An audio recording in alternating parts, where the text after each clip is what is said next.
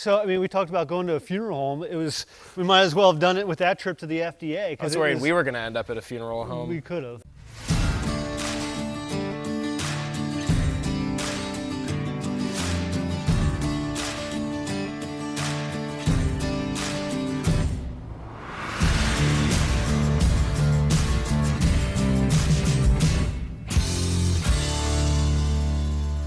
What up? A formerly Schedule I narcotic. Today we're talking about CBD. Everybody's talking about CBD. It's front page news now. Ben & Jerry's has a new CBD infused ice cream at the bodega down the street from me. I can get a very nice smoothie with CBD in it. You can buy CBD at Walgreens, you can buy it at CVS. But can they? What do you mean? So, I mean, do people know what they're getting? Sure, I can go to 7-Eleven or Walgreens or CVS and buy armloads of CBD supplements, creams, whatever. Not 7-Eleven. You have to actually go behind the 7-Eleven if you want to buy a cannabis product. Sure, but do you know what you're getting from that guy? There's a truck driver that lost his job, lost his CDL because he failed a drug test. He peed hot, if you will, after taking a CBD supplement, and that said it was THC free. So here he thought he was taking a drug that was totally harmless, wouldn't do anything, and he didn't feel the effects of it, but he had THC in his system and he failed. The product wasn't required to be independently tested. It wasn't required to really do anything but say, hey, this has CBD in it and probably no THC. Yeah. Somebody here is failing. It's not the consumer, and I argue it's not the people creating these CBD supplements. Some of them are guilty, but they're trying to get a product out there, and the regulations to get it out are just a flat-out mess. So we recently got to see firsthand why this is all a mess. Let's talk a little bit about the remarks that you recently delivered at the FDA. That was a fun trip. Yeah, so I mean, we talked about going to a funeral home. We might as well have done it with that trip to the FDA. I was worried we were going to end up at a funeral home after that trip. It was like talking to the dead, talking to the FDA. But what they were doing was having their listening session about CBD. And so we went there. They called experts in, doctors, researchers, patients, and us. And us, a couple of guys in the field. I think we had some sort of quota or something, equality, I don't know. So they called us in, and I went up and I testified. I told them what I thought of their regulations. It wasn't nice. Nobody else there was talking about the people. They were talking about the research. And this is why what we do is so cool. We polled our readers. We asked them, are they using the CBD? Are they confused by it? And the feedback we got was unbelievable. People are confused. They're using CBD. They're loving it. But the regulations are in their way. So we went to the FDA and pointed our finger at that panel of decision makers and said they need to get out of the way. And that's where things really got interesting, is the scary things that we heard other people saying, and probably the scariest is the reaction from the FDA and the questions they had back. Right. We had them referring to CBD exactly the same way you would refer to THC, as psychoactive, when it's totally not. We had the FDA reaching out and asking for definitions for terms that are kind of old hat for anybody who's been paying attention. Full spectrum. For full spectrum. They had no idea what full spectrum means. There's essentially two popular ways to withdraw CBD from hemp. So you can either have CBD isolate or you can have full spectrum CBD. An FDA official leaned forward and said, "Can you define full spectrum for me?" Yeah, so this is terrifying. I shouldn't be the one. But we should give them a little bit of a break. The FDA works based on the scientific evidence that's delivered to them. The speakers would tell the FDA, we can't study it because you won't let us. And the FDA says, we can't do anything because there's no research there. Right. They're saying, lend us your studies. We can't. And if it's not there, it doesn't exist. But this should scare you because they're listening to us too. What I said in my presentation, God's greatest gift to mankind is in CBD and in the hemp product, and here the government is standing in the way of it. Pretty sure nobody else mentioned God I think it's illegal. I don't know if that's allowed in the hallowed FDA halls. During your speech, I got to watch as two of the folks who were sitting behind you, who we didn't go there with, were going... Yeah. It was amazing to see, and these were not people who knew nothing. You know, this was a room full of people who were highly intelligent doctors. We got to meet some very interesting, very smart people who were kind of schooling the FDA. CNBC reported it as, let me make sure I get it right.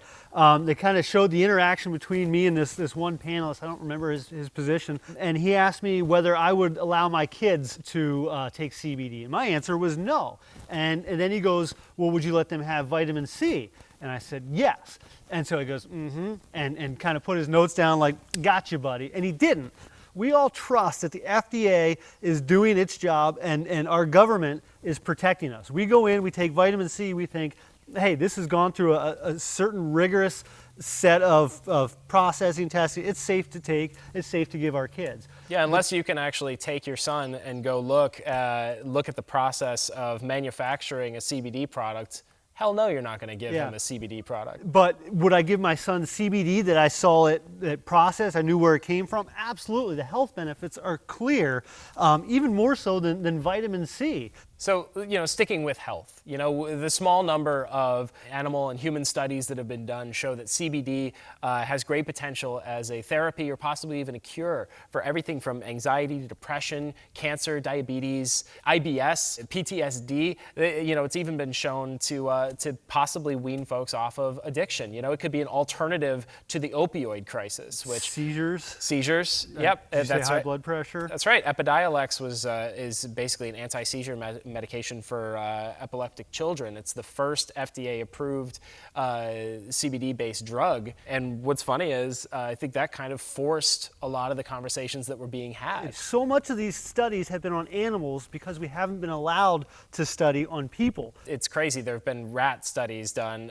where they have actually shown that the taking of CBD can reduce tumor size. They're isolated studies, of course, and a lot of work needs to be done, but the fact is, it can't be. It hasn't been. You know, the potential for CBD is enormous, and what sucks is, for 80 years, we haven't been able to study it, so we're way behind. Yeah, we absolutely need to know more and should know more about CBD than what we do right now. You know, maybe we should dig into what's happening in Israel and talk about the research that's going on there. That they're trying to build essentially a CBD empire. They want to be the forefront of medical hemp, medical marijuana, and CBD. It's because they haven't been scared of cannabis and its reaction on the body. Well, they haven't been. They have a supportive government that's pushing for it. Now, obviously, they have a lot of economic reasons to be pushing forward in this field because it's going to be a multi-billion-dollar pharmaceutical industry. But on top of that, similar to how certain regions of the U.S. or certain parts of the world are conducive to growing wine,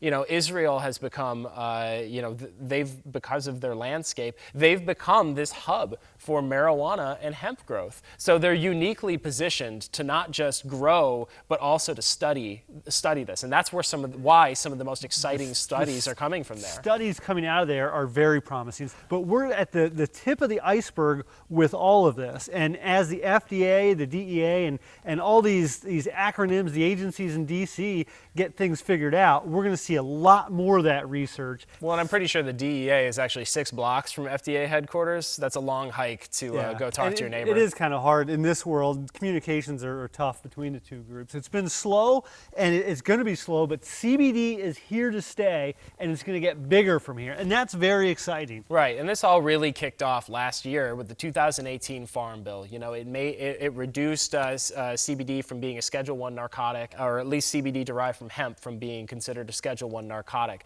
and that's very important because that's allowed people to kind of more brashly and boldly get the research done, get their products out. We had the TSA announce that they're going to allow folks to carry hemp-based CBD products on planes. Yeah. Now, I think that's great. I'll be really interested to see how the TSA is going to open up those hemp-based CBD products and make sure that they're actually hemp-based and not marijuana-based. We do have another video that talks about the differences between, you know, hemp and THC and CBD and marijuana. So that's right, because we're throwing a lot of this around, but if any of that seems confusing to you, make sure to watch that video. We'll link to it. What I really want to know, how many folks have been harassed for CBD use? How many folks know somebody that's gotten in trouble with their boss, or they've gotten in trouble with somebody, even possibly a local security guard, like that poor old lady at Disney who got tackled for carrying a THC-free CBD product. We want to hear your experiences with CBD. Post in the comments below what you've seen, what the effects you've seen with CBD and the experiences you've had. Yeah, so write us an essay in the comments, and 500 words or more. You're the ones driving the change here. We all are, and let's keep the conversation going. Cheers to that. I hope you liked today's episode. If you like what you saw, hit the like button, subscribe, and leave a comment below. Bam!